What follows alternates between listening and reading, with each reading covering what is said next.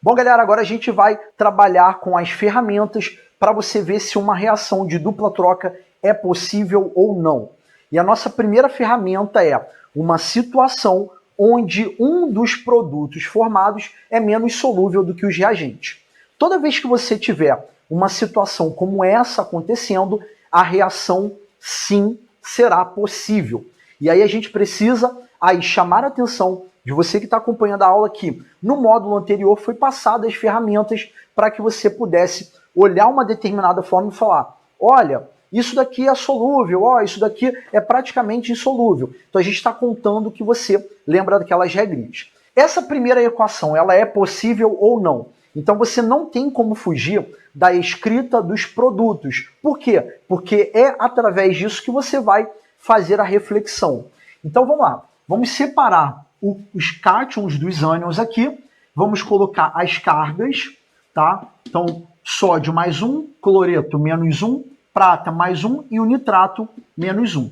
E aí a gente vai pegar o cátion do primeiro com o ânion do segundo e vai juntar. E aí fazendo todas aquelas ferramentas que vocês aprenderam anteriormente, eu vou identificar que a primeira substância formada vem ser o nitrato de sódio, tá? Então a gente tem aqui cloreto de sódio, nitrato de prata, formando nitrato de sódio, e aí a gente vai pegar o cátion do segundo com o ânion do primeiro. Então a gente vai ter o quê?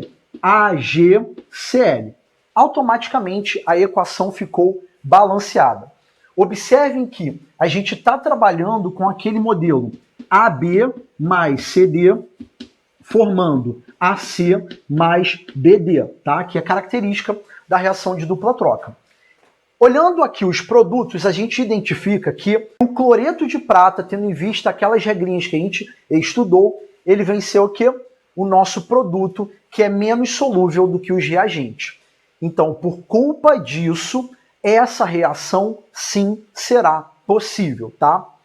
Empregando a mesma linha de raciocínio para a segunda entre sulfato de ferro 3, que a gente também pode chamar de sulfato férrico, e hidróxido de sódio, a gente vai colocar aqui as cargas, tá? Sódio mais 1, hidróxido menos 1. E agora a gente vai recombinar cátion do primeiro com o ânion do segundo. Então o que a gente vai ter como produto formado? FeOH3, tá? Eu vou colocar aqui embaixo, galera, só por causa da questão do espaço. E aí vamos lá, pegar o cátion do segundo com o ânion do primeiro. Então a gente vai ter Na2SO4. Equação naturalmente não está balanceada, mas antes da gente ir para o balanceamento, a gente recomenda que você veja a fórmula aqui dos produtos para identificar se tem alguém que é menos solúvel lá do que os reagentes.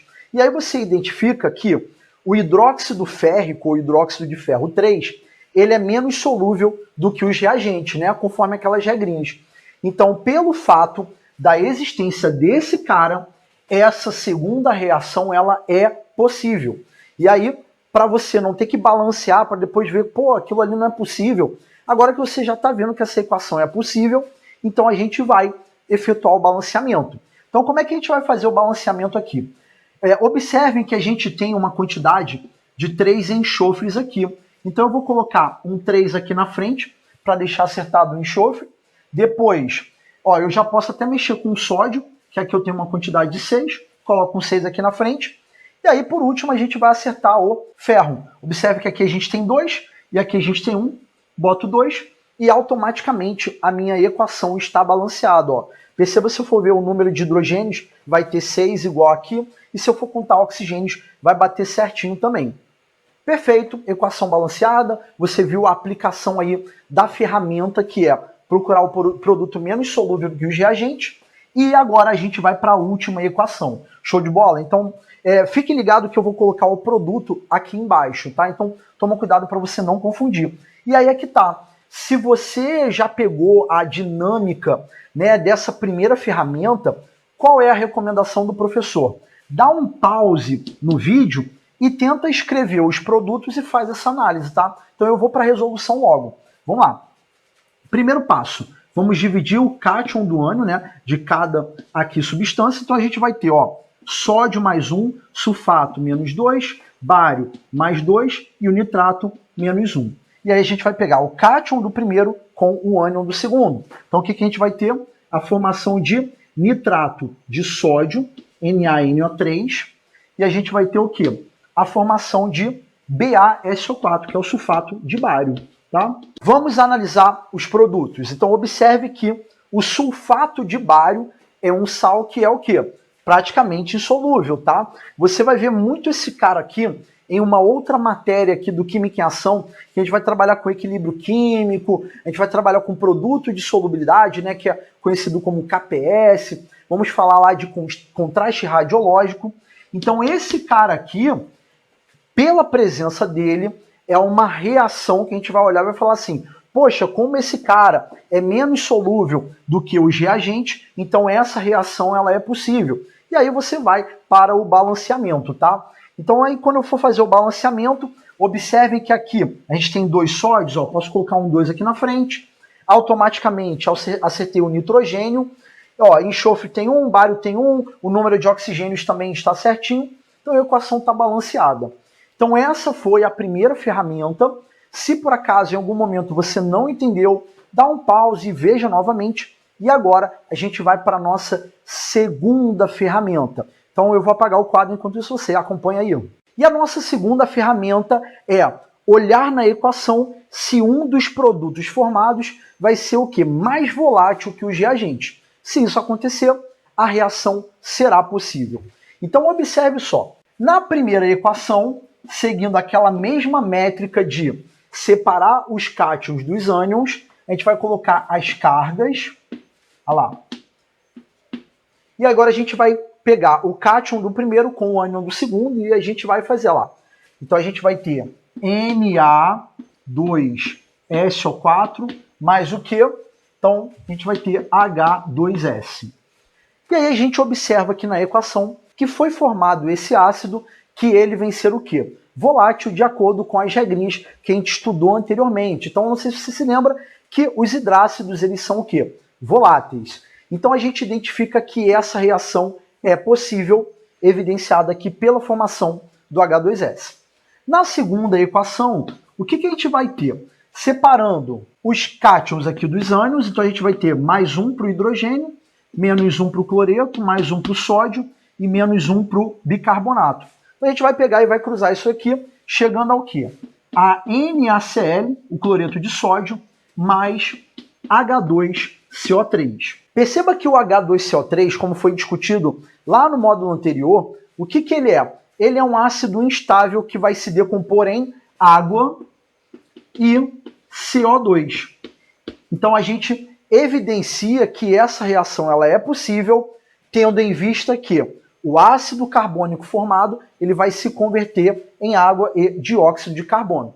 Então uma dica, toda vez que você escrever uma reação em que tem a formação de H2CO3, você precisa considerar que esse ácido carbônico vai formar água e CO2, né, porque ele vai se decompor.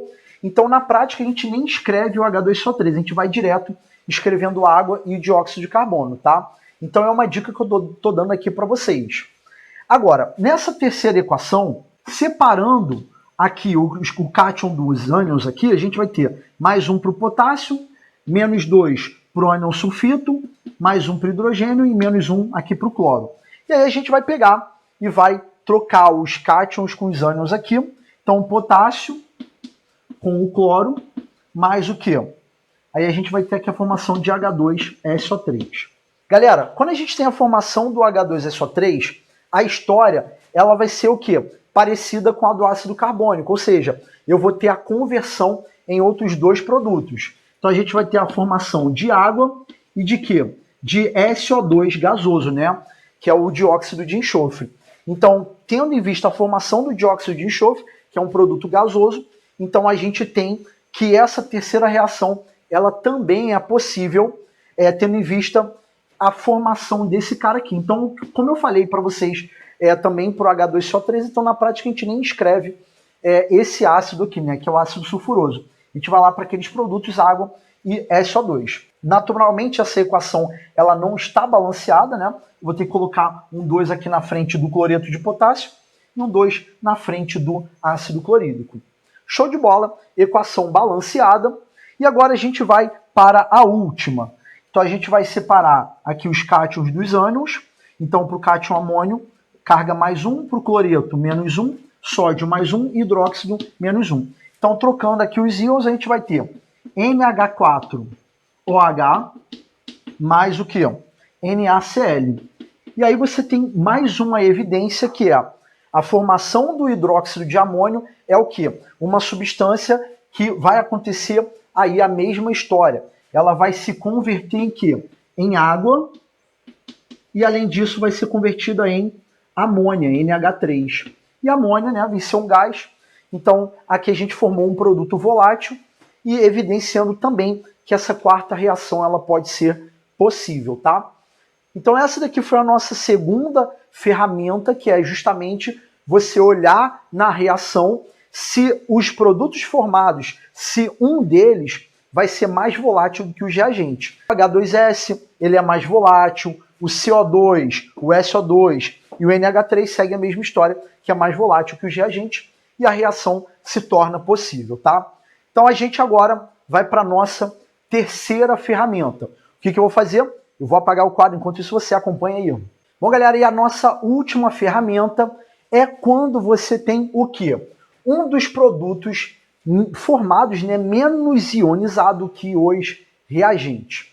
E o caso mais famoso que entra aqui é a da reação de salificação.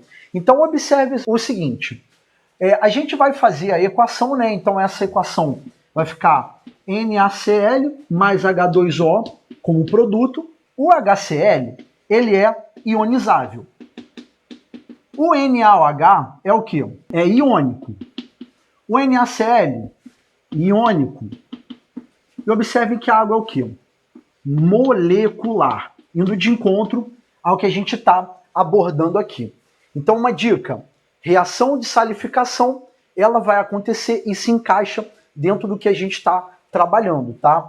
Então, observem que o nosso produto formado acaba sendo o quê?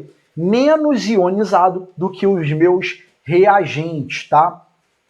Olha o segundo exemplo. A gente vai ter a reação acontecendo, formando o quê? Aí eu vou lá separando, né, aí os íons, então eu teria a formação do K2SO4, né, que é o sulfato de potássio, e mais uma vez água. Aí você já se liga, pô, cara, aqui eu vou ter justamente a possibilidade de reação, porque eu tenho uma reação de salificação. E aí eu vou lá, efetuo o balanceamento, tá? E aí, agora que a equação já está balanceada, perceba que, mais uma vez, o ácido sulfúrico é ionizável, o hidróxido de potássio é iônico, o sulfato de potássio é iônico e a água molecular, né? Agora, existe também a possibilidade de você ter a forma de identificar a ocorrência da reação fazendo o seguinte, ó. Observe que aqui eu vou ter um ácido, né, que é o ácido sulfúrico, e esse é um ácido forte. Aqui embaixo, observe que eu tenho o hidróxido de sódio, que a gente sabe que é uma base também forte. E aí essa reação vai acontecer com os sais, e quando você chega no produto, tá? Então eu já vou fazer aqui direto o produto, a gente vai ter a formação de HNO2, que é o ácido nitroso, e aí você percebe que o ácido que foi formado é um ácido fraco, tá? E aí vamos terminar de fazer aqui o produto, a gente vai ter a formação de Na2SO4, né? Aí naturalmente a gente vai efetuar o balanceamento, coloca um 2 aqui na frente do sódio, aí você vai lá, coloca um 2 aqui na frente do ácido, beleza, a equação balanceadinha. O que acontece? Quando você tiver uma reação desse gênero, que é entre um ácido forte ou uma base forte, com um sal, onde o novo ácido formado, ou a base formada, né, que é o do segundo exemplo aqui, que a gente vai ter formação de NaCl e a formação de NH4OH, o que você percebe? A base que eu formei ali no final é uma base fraca. Logicamente, ela vai se converter em amônia, né, e água, mas a gente sabe que o hidróxido de amônio é uma base fraca. Então a gente já fica ligado que quando eu começo com um ácido forte ou uma base forte, e o meu produto é um ácido ou uma base fraca, né, eu tenho a evidência de que essa reação vai acontecer, tá? Então a gente trouxe aqui para vocês as ferramentas, e aí é só uma questão de vocês lembrarem dessas regrinhas, colocar em prática através dos exercícios. E no nosso próximo vídeo, eu vou trabalhar aí, dando uma orientação para a galera, que é o que vocês podem pegar em outras matérias a nível de necessitar escrever a reação química, tá? Então, no próximo vídeo, muito importante, principalmente para a galera que pretende fazer qualquer prova discursiva, nós identificamos que os alunos reclamam muito do seguinte: ah, Marcelo, eu tenho um problema para resolver, mas tem que escrever a equação e eu não sei como escrever a equação. Então, no próximo vídeo, a gente vai trabalhar isso. Então, acompanha aí.